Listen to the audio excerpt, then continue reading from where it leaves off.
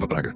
Gafanhotos. Depois disse o Senhor a Moisés: Vai a Faraó, porque tenho endurecido o seu coração e o coração de seus servos, para manifestar estes meus sinais no meio deles, e para que contes aos teus filhos e aos filhos de teus filhos as coisas que fiz no Egito, e os meus sinais que operei entre eles, para que vós saibais que eu sou o Senhor. Foram, pois, Moisés e Arão a Faraó, e disseram-lhe: Assim diz o Senhor, o Deus dos Hebreus: Até quando recusarás humilhar-te diante de mim? Deixa ir o meu povo para que me sirva.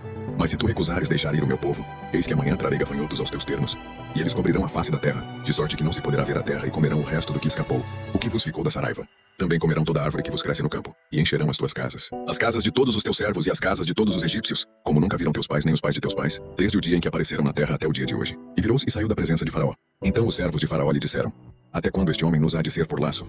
Deixa ir os homens para que sirvam ao Senhor seu Deus. Porventura não sabes ainda que o Egito está destruído? Pelo que Moisés e Arão foram levados outra vez a Faraó, e ele lhes disse: Ide, servi ao Senhor vosso Deus. Mas quais são os que hão de ir? Respondeu-lhe Moisés: Havemos de ir com os nossos jovens e com os nossos velhos, com os nossos filhos e com as nossas filhas, com os nossos rebanhos e com o nosso gado havemos de ir, porque temos de celebrar uma festa ao Senhor. Replicou-lhes Faraó: Seja o Senhor convosco, se eu vos deixar ir a vós e a vossos pequeninos. Olhai, porque há mal diante de vós. Não será assim. Agora ide vós os homens e servi ao Senhor, pois isso é o que pedistes. E foram expulsos da presença de Faraó. Então disse o Senhor a Moisés: Quanto aos gafanhotos, estende a tua mão sobre a terra do Egito, para que venham eles sobre a terra do Egito e comam toda a erva da terra, tudo o que deixou a saraiva. Então estendeu Moisés sua vara sobre a terra do Egito. E o Senhor trouxe sobre a terra um vento oriental todo aquele dia e toda aquela noite, e quando amanheceu, o vento oriental trouxe os gafanhotos. Subiram, pois, os gafanhotos sobre toda a terra do Egito, e pousaram sobre todos os seus termos.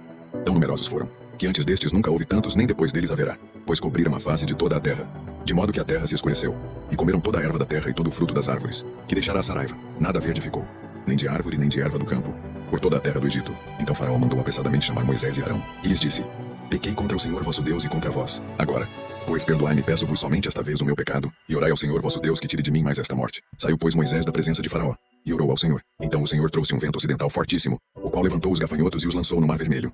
Não ficou um só gafanhoto em todos os termos do Egito. O Senhor, porém, endureceu o coração de Faraó, e este não deixou ir os filhos de Israel. A nona praga. Trevas. Então disse o Senhor a Moisés: Estende a mão para o céu, para que haja trevas sobre a terra do Egito, trevas que se possam apalpar. Estendeu, pois, Moisés a mão para o céu, e houve trevas espessas em toda a terra do Egito por 3 dias. Não se viram uns aos outros. E ninguém se levantou do seu lugar por 3 dias.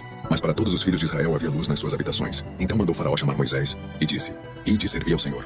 Somente fiquem os vossos rebanhos e o vosso gado, mas vão juntamente convosco os vossos pequeninos. Moisés, porém, disse: Tu também nos tens de dar nas mãos sacrifícios e holocaustos, para que possamos oferecer sacrifícios ao Senhor nosso Deus. E também o nosso gado há de ir conosco. Nem uma unha ficará, porque dele havemos de tomar para servir ao Senhor nosso Deus. Porque não sabemos com que havemos de servir ao Senhor, até que cheguemos lá. O Senhor, porém, endureceu o coração de Faraó, e este não os quis deixar ir.